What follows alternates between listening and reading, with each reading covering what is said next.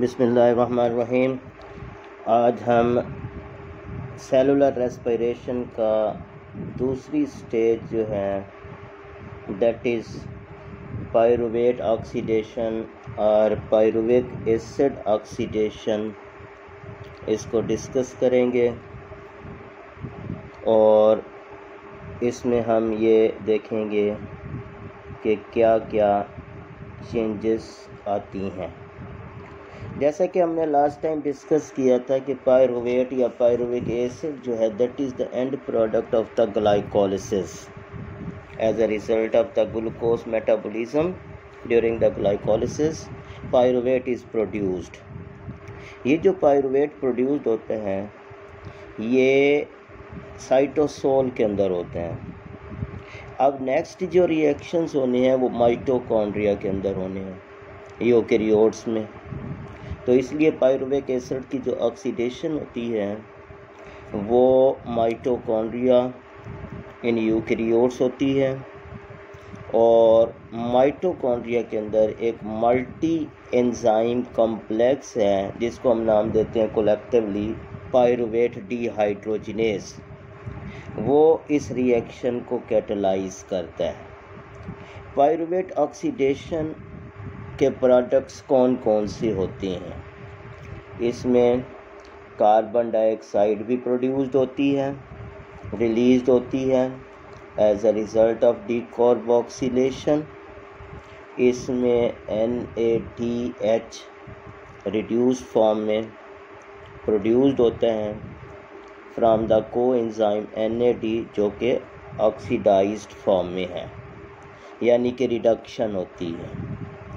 और एक acetyl coenzyme A का मॉलिक्यूल बनता है जिसके अंदर 2 कार्बन्स होती हैं और ये पायरुवेट के साथ कोएंजाइम A की अटैचमेंट से होते हैं।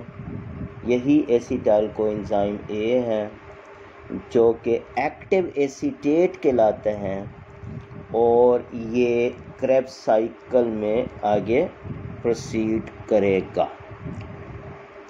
यहाँ पर डायग्रामेटिकली इंडिकेट किया हुआ है। ये साइटोसोल ऑफ द साइटोप्लाज्म के अंदर पायरुवेट बना।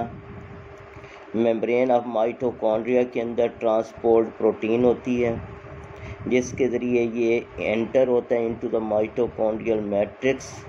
एंटर होते ही पहले स्टेप में कार्बोक्सिल ग्रुप से कार्बन डाइऑक्साइड रिमूव्ड हो जाती है और एंजाइम पायरुवेट डीकार्बोक्सिलेज कहलाता है और प्रोसेस को हम डीकार्बोक्सिलेशन का नाम देते हैं। उसके बाद दूसरे स्टेप में पायरुवेट ऑक्सीडाइज्ड होगा जबकि NAD रिड्यूस्ड होगी। ये यहाँ पर 2 नंबर करके स्टेप को इंडिकेट किया हुआ है। और आखिरी तीसरे स्टेप में कोएंजाइम A अटैच्ड होता है एसिटाइल ग्रुप के साथ और इस तरह हमारे पास एक NADH फ्रॉम ईच पायरुवेट, क्योंकि 2 पायरुवेट बनते हैं as a result of 1 glucose, तो टोटल 1 ग्लूकोज से 2 NADH प्रोड्यूस होंगे इस स्टेप में। उसके बाद ये ऑक्सीडेशन ऑफ पायरुवेट फिर दोबारा उसी तरह इंडिकेट की हुई है कि पायरुवेट माइटोकॉन्ड्रियल मैट्रिक्स के अंदर जब एंटर होगा, ये 3 कार्बन कंपाउंड है, इसमें से 1 कार्बन की रिमूवल हो जाएगी as a result of carbon dioxide, NADH में कन्वर्ट होगी और 2 जो कार्बन कंपाउंड है एसीटेट उसके साथ कोएंजाइम A अटैच हो जाता है। 3 स्टेप ऑक्सीडेशन प्रोसेस है जिसमें एक स्टेप में कार्बन डाइऑक्साइड की रिमूवल होती है, कार्बन्स का नंबर काउंट जो है ना वो कम हो जाता है।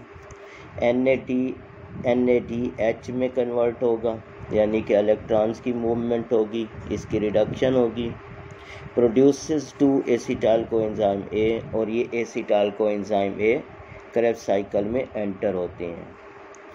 ये उसी तरह फिर दोबारा एक और हवाले से ये डायग्राम इंडिकेट की हुई है। साइटोसोल ट्रांसपोर्ट प्रोटीन के ज़रिए पायरुवेट एंटर होगा, 3 कार्बन कंपाउंड है। कार्बन डाइऑक्साइड उसके एसीटाइल ग्रुप से रिमूव हो जाएगी, 2 कार्बन्स रह जाएंगे। एक NAT में कन्वर्ट होगा as a result of 1 pyruvate, क्योंकि 2 पायरुवेट होते हैं इसलिए इसको 2 से मल्टीप्लाई किया हुआ है, और 2 कार्बन डाइऑक्साइड ही रिमूव्ड होंगे। और कोएंजाइम A जब इसके साथ अटैच होगा तो एसीटाइल कोएंजाइम A जो कि 2 कार्बन कंपाउंड है ये प्रोड्यूस्ड होगा।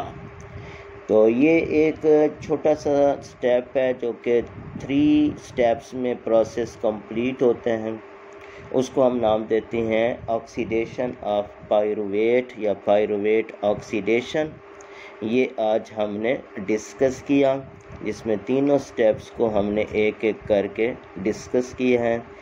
इसके बाद इंशाल्लाह हम नेक्स्ट स्टेप डिस्कस करेंगे, Krebs cycle, next time. Thank you for your attention. अल्लाह हाफिज़।